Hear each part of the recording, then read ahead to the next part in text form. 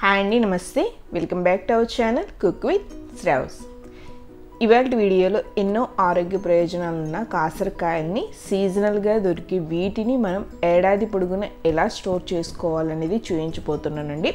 అంతకన్నా ముందుగా కాసరకాయల గురించి కొన్ని విషయాలు అయితే మీకు చెప్పాలి. ఇందులో ఉన్న బెనిఫిట్స్ గురించి మీకు చెప్తాను. కాసరకాయలు మనకి కేవలం జూన్ నుంచి అక్టోబర్ మాసంలో అంటే వర్షాకాలంలో మాత్రమే వస్తాయండి. ఇందులో మనకి calcium, phosphorus, sodium, iron, zinc, potassium, vitamin C అనేది చాలా అధికంగా ఉంటుంది. అలాగే ఇవి మనకి వ్యాధి నిరోధక శక్తిని కూడా పెంపొందిస్తాయండి. బాడీలోని బ్యాడ్ కొలెస్ట్రాల్ని తగ్గించి గుడ్ కొలెస్ట్రాల్ని పెంచడానికి కూడా ఈ కాసరకాయలు చాలా బాగా యూజ్ అవుతాయి. అలాగే నోటిపూత సంబంధిత వ్యాధుల్ని కూడా తగ్గిస్తుంది. గుండె సంబంధిత వ్యాధులను కూడా కాసరకాయల్లో ఉండే పొటాషియం అనేది తగ్గిస్తుందండి. అలాగే షుగర్ని కూడా కంట్రోల్లో ఉంచుతుంది. ఇవి క్యాన్సర్ కణాలను చంపుతుంది. రక్తలేని సమస్యని కూడా తగ్గిస్తుందండి. అలాగే లివర్ సంబంధిత వ్యాధుల్ని రాకుండా చేస్తుంది. కాసరకాయలు నెప్రో ప్రొటెక్టివ్ ధర్మాన్ని ప్రదర్శిస్తాయండి. ఇది మన కిడ్నీని కాపాడుతుంది. అలాగే అవి సక్రమంగా పనిచేసేలాగా చేస్తాయి. ఇలా చెప్పుకుంటూ పోతే కాసరకాయల్లో ఉన్న బెనిఫిట్స్ అనేవి చాలానే ఉన్నాయండి. మీరు గూగుల్లో కనుక సెర్చ్ చేసినట్లయితే దీని బెనిఫిట్స్ అనేవి మీకు తెలుస్తాయి. కాబట్టి సీజనల్గా దొరికే ఈ కాసరకాయలని అందరూ కూడా తప్పకుండా వాడుకోవాలండి. ఇవి కాసరకాయలు అనేవి మనకి ఏడాది పొడుగునా అవైలబుల్గా ఉండవు కాబట్టి వీటిని డ్రై చేసుకొని మనం ఎప్పుడు కావాలంటే అప్పుడు వాడుకోవచ్చు. ఫ్రెష్గా దొరికినప్పుడు వీటిని మనం కర్రీ రూపంలో కనుక చేసుకొని తిన్నట్లయితే చాలా హెల్త్ బెనిఫిట్స్ అనేవి ఉంటాయండి. ముందుగా కాసరకాయలను నేను ఇక్కడ 1 కిలో కాసరకాయలని తీసుకున్నానండి. ఈ కాసరకాయలు మనకి చూడడానికి చిన్న సైజు కాకరకాయలాగా ఉంటాయండి. కానీ ఇవి కాకరకాయల జాతికి చెందినవి కాదు. ఇవి చిన్నగా ఉన్నా కానీ చేదు అయితే చాలా ఎక్కువగా ఉంటుందండి. అలాగే కాసరకాయలకి ఎడ్జ్లో ఇలా స్టిక్ లాగా ఉంటుంది కదా, ఈ స్టెమ్ని మీరు కావాలంటే ఉంచుకోవచ్చు, లేకపోతే కట్ చేసుకొని తీసుకోవచ్చు. కాసరకాయలు తెచ్చుకున్న తర్వాత మనకి ఇలా వేస్టేజ్ అనేది చాలా వస్తుందండి. వీటిని శుభ్రంగా చేసుకోవాలి. ఇలా హోల్స్ ఉన్న వాటిని ఖచ్చితంగా తీసేసుకోండి. ఇందులో పురుగులు అనేవి ఉంటాయి. అలాగే కాసరకాయలు తేగానే మనం ప్రాసెస్ చేసుకోవాలండి, లేదంటే ఇలా పొట్ట పగిలిపోయి వేస్ట్ అయిపోతాయి. అలాంటివి మనకి పనికిరావన్నమాట. ఇప్పుడు ఒక బౌల్లోకి వాటర్ తీసుకొని అందులోకి రాళ్ళ ఉప్పు 1 టేబుల్ స్పూన్ వరకు వేసుకొని ఈ కాసరకాయల్ని అందులో వేసుకోవాలి. ఇలా వేసుకున్న తర్వాత వీటిని కనీసం ఒక పావు గంట సేపు పక్కన పెట్టుకోవాలండి. అప్పుడు ఇందులో ఉన్న డస్ట్ అనేది మొత్తం పోయి కాసరకాయలు నీట్గా వస్తాయి. పావు గంట తర్వాత వీటిని ఇంకొక 2 సార్లు శుభ్రంగా నీళ్ళతో వాష్ చేసేసుకొని ఒక స్ట్రెయినర్లో ఉంచి పక్కన పెట్టేసుకోండి. ఇప్పుడు 1/2 లీటర్ పెరుగుని తీసుకొని వీడియోలో చూపించిన విధంగా కొంచెం పలచగా మజ్జిగని తయారు చేసి పెట్టుకోండి. 1 కేజీ కాసరకాయలకి మనకి 1/2 లీటర్ పెరుగు అనేది కరెక్ట్గా సరిపోతుంది. ఇప్పుడు ఇలా రెడీ చేసి ఉంచుకున్న కాసరకాయలని మనం ఎలా స్టోర్ చేసుకోవాలి, 1 ఇయర్ పాటు నిల్వ చేసుకోవడానికి ఏం ప్రాసెస్ చేయాలి అనేది చూపిస్తాను. ఇలా ఒక ప్లాస్టిక్ డబ్బా తీసుకొని అందులోకి మనం ముందుగానే క్లీన్ చేసి ఉంచుకున్న కాసరకాయలని వేసుకోవాలండి.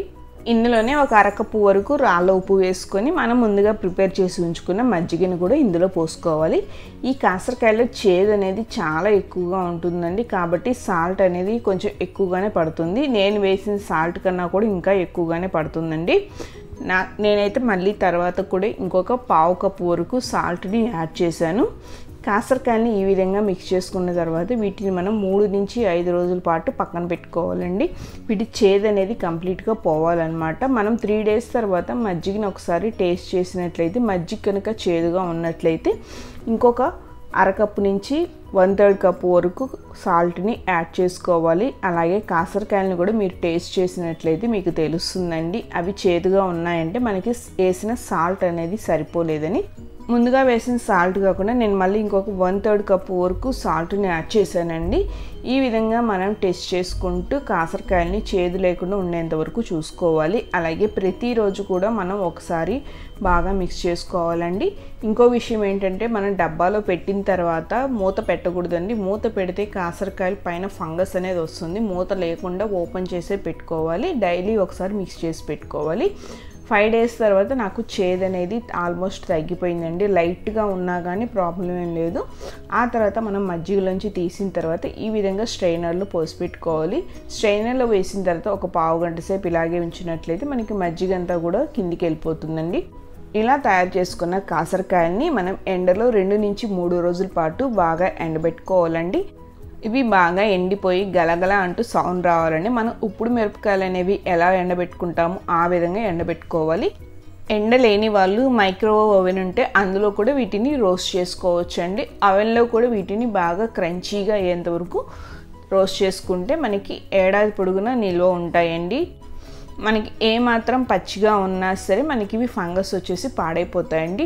ఈ విధంగా నలిపితే బాగా ఇలా క్రంచీగా బ్రేక్ అవ్వాలన్నమాట. ఇలా ఉంటే మనకి పర్ఫెక్ట్గా రెడీ అయిపోయినట్లే. ఈ విధంగా తయారు చేసుకుని వీటిని ప్లాస్టిక్ డబ్బాలో కానీ లేదంటే గాజు సీసాలో కానీ వేసుకొని ఎయిటెడ్గా ఉన్న మూత పెట్టుకొని 1 ఇయర్ పాటు స్టోర్ చేసుకోవచ్చు అండి. వీటిని ఫ్రిడ్జ్లో అయినా పెట్టుకోవచ్చు, లేదంటే ఫ్రిడ్జ్లో పెట్టకపోయినా సరే ఇవి ఫ్రెష్గానే ఉంటాయి. బట్ తడి ఎక్కడా లేకుండా చూసుకోవాలి. ఇప్పుడు వీటిని ఎలా వాడుకోవాలో చూద్దామండి. ముందుగా ఒక ప్యాన్లోకి కొద్దిగా ఆయిల్ని వేసుకొని మీకు ఎన్నైతే కాసరకాయలు కావాలో అన్ని కాసరకాయలని వేసుకొని మంటని లో ఫ్లేమ్లో ఉంచుకొని మంచి గోల్డెన్ బ్రౌన్ కలర్ వచ్చేంత వరకు రోస్ట్ చేసుకోవాలండి. ఇవి ఆల్రెడీ చాలా రోస్ట్ అయ్యాయి కాబట్టి తొందరగా మాడిపోతాయి. కాబట్టి నిదానంగా లో ఫ్లేమ్లో ఉంచుకొని రోస్ట్ చేసుకోండి. ఈ విధంగా మనం కొద్దిగా ఆయిల్లో కనుక రోస్ట్ చేసుకున్నట్లయితే మనకి టేస్ట్ అనేది చాలా బాగుంటాయండి. ఇలా బాగా మంచి గోల్డెన్ బ్రౌన్ కలర్ రాగానే స్టవ్ ఆఫ్ చేసేసేయండి. చూసారు కదా, ఇలా ఫ్రై అయితే సరిపోతుంది. ఇప్పుడు ఇందులోకి కొద్దిగా కారాన్ని యాడ్ చేసుకొని మిక్స్ చేసుకోవాలండి. కారం లేకుండా కూడా తీసుకోవచ్చండి, మీ ఇష్టము. కారం వేస్తే కొంచెం స్పైసీగా చాలా టేస్టీగా ఉంటాయి. ఈ విధంగా ఫ్రై చేసుకున్న కాసరకాయల్ని మనం పెరుగన్నం, పప్పన్నం, అలాగే రసం, సాంబార్ ఇలా ఎందులోకైనా సరే ఉప్పుడు మిరపకాయలు, వడియాలు ఎలాగైతే తీసుకుంటామో ఆ విధంగా వీటిని కూడా సైడ్ డిష్గా నంచుకోవడానికి తీసుకోవచ్చండి. చాలా చాలా టేస్టీగా ఉంటాయి. ఇవి ఎక్కువగా మనకి ఆంధ్ర సైడ్ బాగా దొరుకుతాయండి. తెలంగాణలో కూడా దొరుకుతాయి కానీ చాలా రేర్గా దొరుకుతాయి. ఆంధ్ర సైడ్ ఉన్న వాళ్ళకైతే చాలా బాగా దొరుకుతాయి.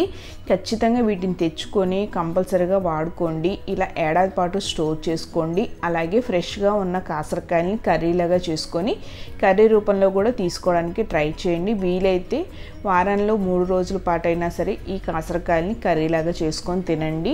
ఆ కర్రీని మనం రైస్లో కానీ, చపాతీలో కానీ, రోటీలో కానీ ఎందులోకైనా తీసుకోవచ్చు అండి. చాలా టేస్టీగా ఉంటుంది. నేను త్వరలోనే మీకు కాసరకాయలతోటి కర్రీ ఎలా చేసుకోవాలనేది కూడా మీకు పోస్ట్ చేస్తాను. సో ఫ్రెండ్స్, మీకు ఈ వీడియో నచ్చిందా? మీకు ఈ వీడియో చాలా యూస్ఫుల్ అవుతుందని అనుకుంటున్నానండి. వీడియో కనుక నచ్చినట్లయితే ఒక లైక్ చేయండి. అలాగే మీ ఫ్రెండ్స్ అండ్ రిలేటివ్కి షేర్ చేయండి. నా ఛానల్ని ఇంకా ఎవరైనా సబ్స్క్రైబ్ చేసుకోకపోతే సబ్స్క్రైబ్ చేసుకొని పక్కనున్న బెల్ ఐకాన్ని క్లిక్ చేసేసి ఆల్ నోటిఫికేషన్స్ ఆన్ చేసి పెట్టారంటే ఎప్పుడు నేను ఇలాంటి కొత్త వీడియో పెట్టి మీకు వెంటనే నోటిఫికేషన్ వస్తుంది. Thank you for watching.